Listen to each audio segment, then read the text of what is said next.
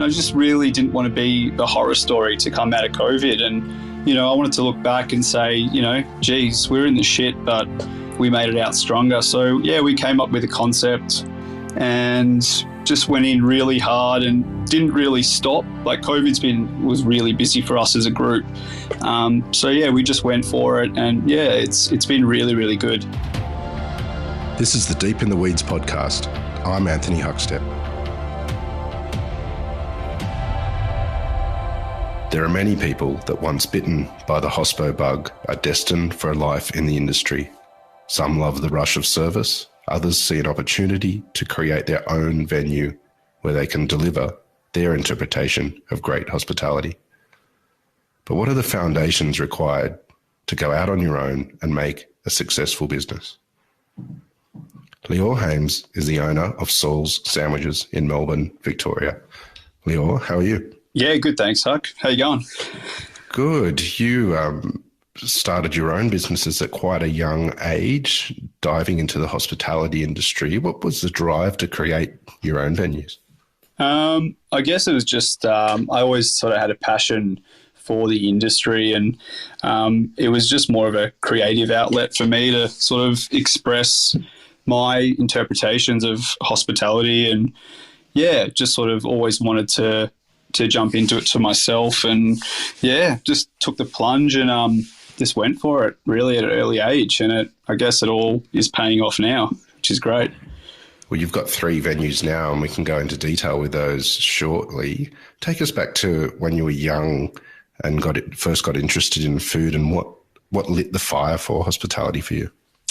I guess it was just sort of my sort of childhood growing up, in a Jewish family, always surrounded by, amazing food and lots of it, and, preparations of big family dinners. And food was always the sort of centerpiece of all the get-togethers. And I just remember always going out with the family, and I was always super excited to check out new restaurants. And yeah, it was just, the seed was planted pretty early for me, and yeah, it's continued. With food being such an important part within your family when you were young, can you share some of the feasts or dishes that were really integral in that when you were young? Yeah, like there was always sort of, bagels on the table, and, Friday night dinners with sort of, smoked salmon and big roasts. Yeah, just all sorts of different foods, really. Yeah. What were the stepping stones for you? You did go out on your own and start businesses at a young age, but where did it all start for you in the industry?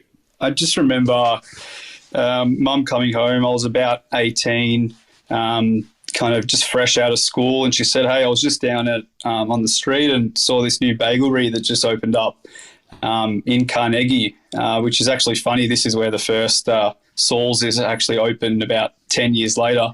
So yeah, wow. So it's actually a really small world, and it's funny how, things come together. But I remember her coming home and saying, "Hey, there's there was an ad on the window. Why don't you go check out this new bagel shop?" So I went down there and asked them if they had a job, and they said, "Yeah, come in tomorrow." And that's kind of where it all kicked off. Well, tell us about that bagelry. It's not a very popular item in Australia, although it's come to fruition in the last sort of 5 to 10 years a bit more. What's behind a good bagel? I just think, the guys there was 3 sisters that opened up that place, and I remember they were sort of running there's still a bagel shop, actually a big bakery now called Glick's. So they sort of took on their own version and opened up their own bagel shop with a modern twist. And yeah, they just did their own version and became really, really busy, and the product was good. And that's kind of where I learnt hospitality. That's where I learnt coffee. That's where I sort of found a passion for coffee, and then went on to, open my first cafe from there about 5-6 years later. Well, tell us about that first cafe. It's not Saul's Sandwiches. That came later, but the first cafe district brewer in Bentley. What were you doing there?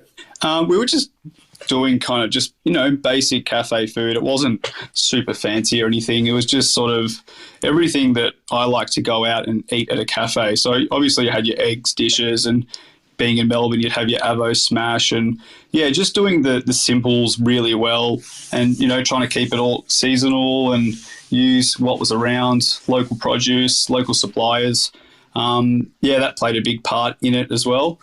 And yeah, that was sort of a really good stepping stone into, you know, owning my first business and seeing what actually went into, you know, behind the scenes. It was kind of a wake up call, but also super fun at the same time. Do you have any memories of the challenges of what it was like to open up your first venue? Or did anything surprise you about running a small business?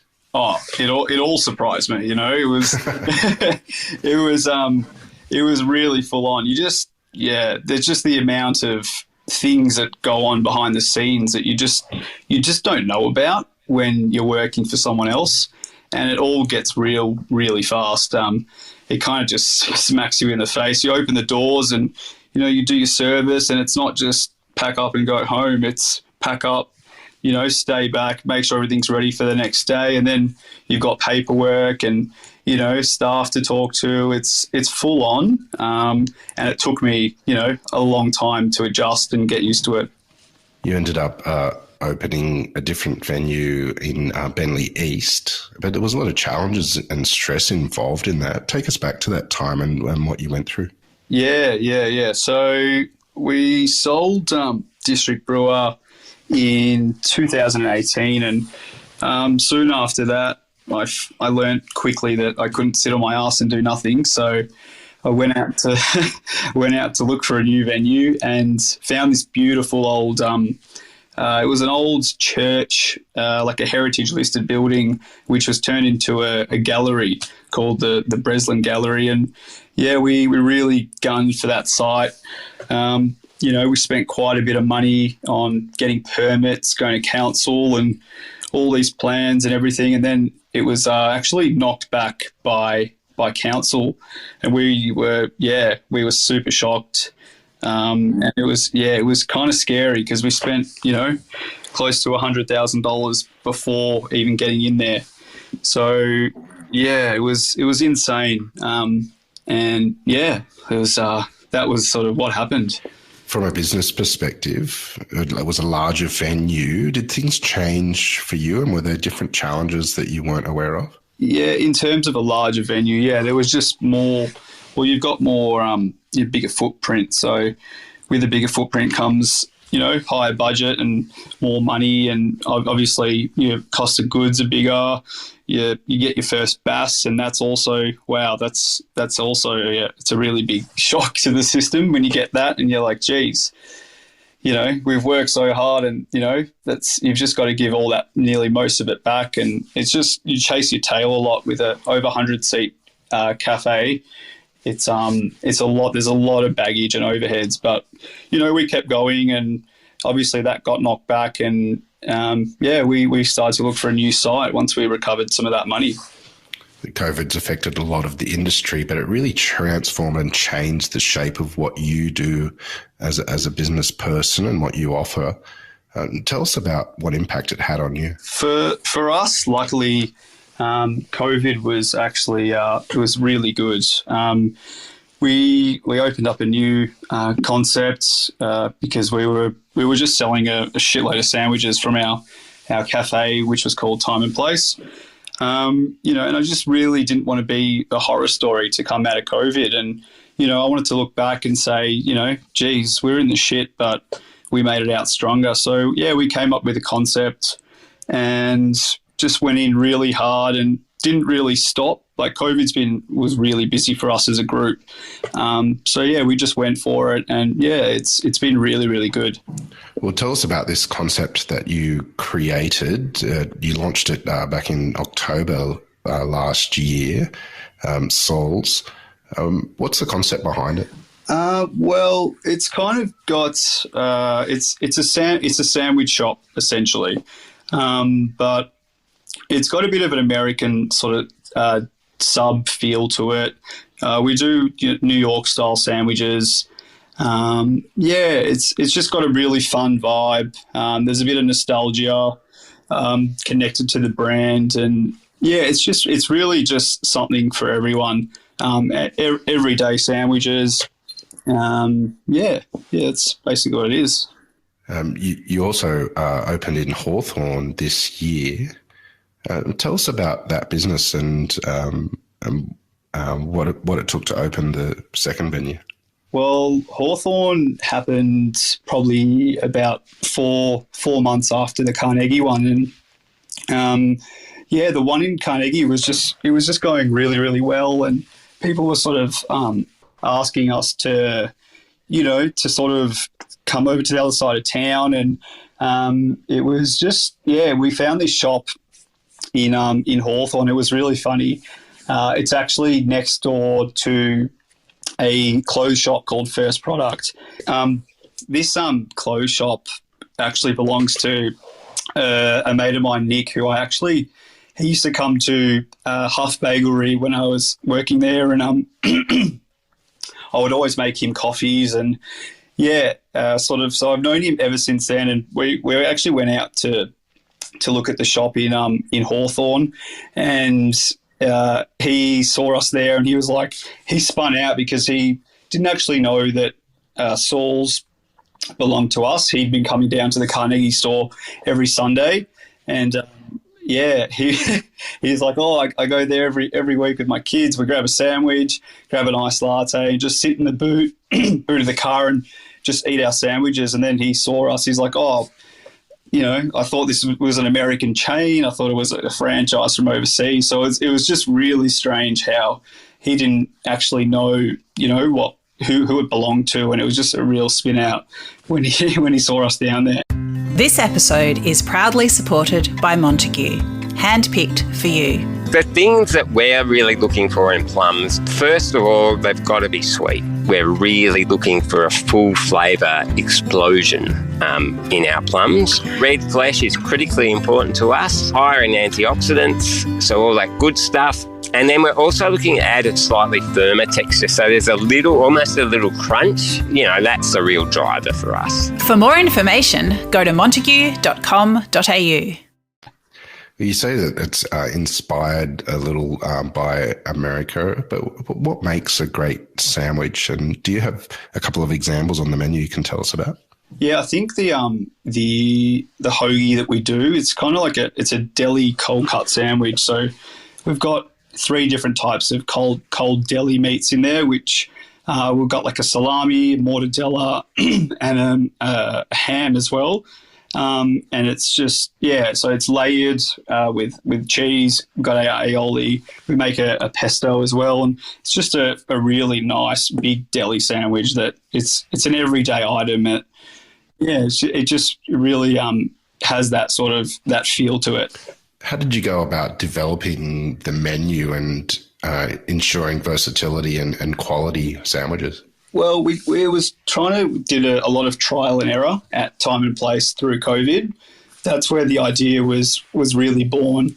We would just put out different sandwich specials every day, and we'd get feedback from all our customers. And the real favourites, we worked on them and we tweaked them till we were happy with the product. Where did your inspiration for opening an American-inspired sandwich shop come from? We've been to a lot of sandwich shops, and sort of delis around, Victoria and Australia, and we've been overseas. I've been to Vietnam, and just the way they do sandwiches there, their banh mi's and all that kind of stuff. We just wanted to,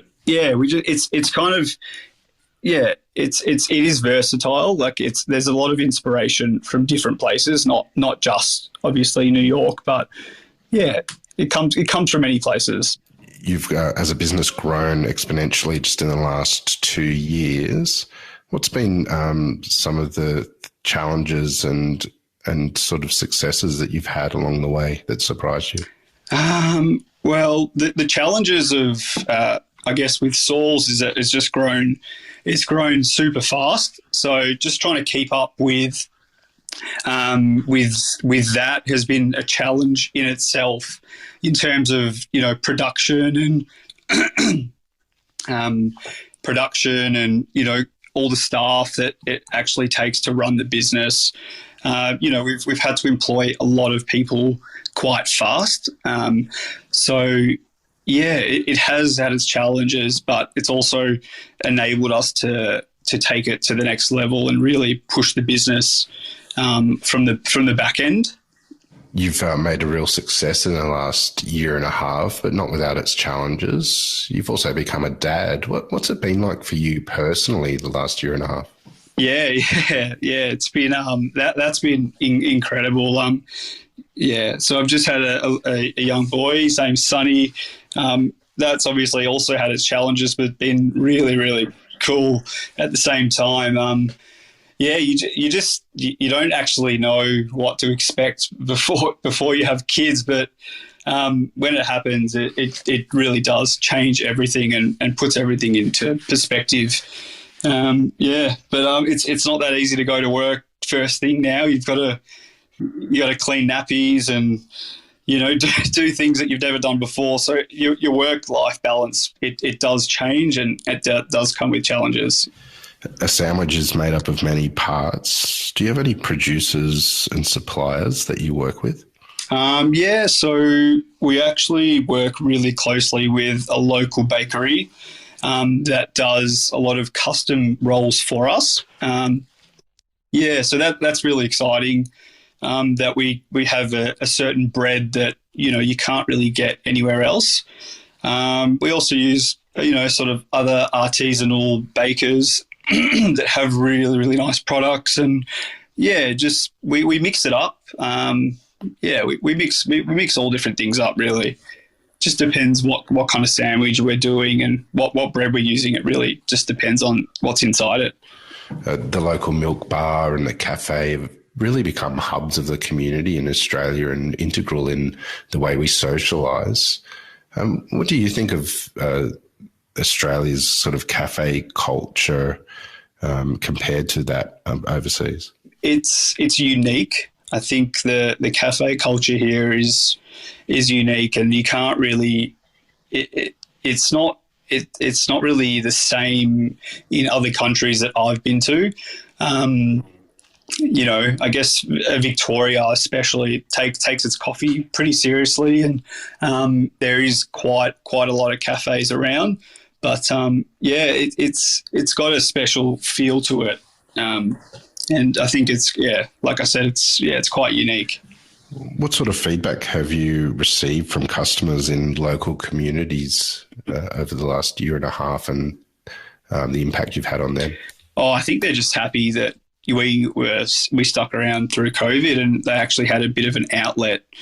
In Victoria, that people were locked up, for months and months and months due to the lockdowns. And I think them just being able to come to the cafe and grab a coffee and take an hour out of their house and just, go for a walk, I think they'll really appreciative of just us being there for them and having a yarn when they get there. And there was a lot of grateful people around. Victoria, as you mentioned, had lockdown for a long time and real challenges, but a lot of Australia is currently locked down as well, and a lot of hospitality businesses are struggling. As someone that's made some success during this period out of adversity, what sort of advice do you have for those currently dealing with a lockdown, given the long lockdowns that you experienced? Yeah, well, just my advice to people in business and hospitality right now would be make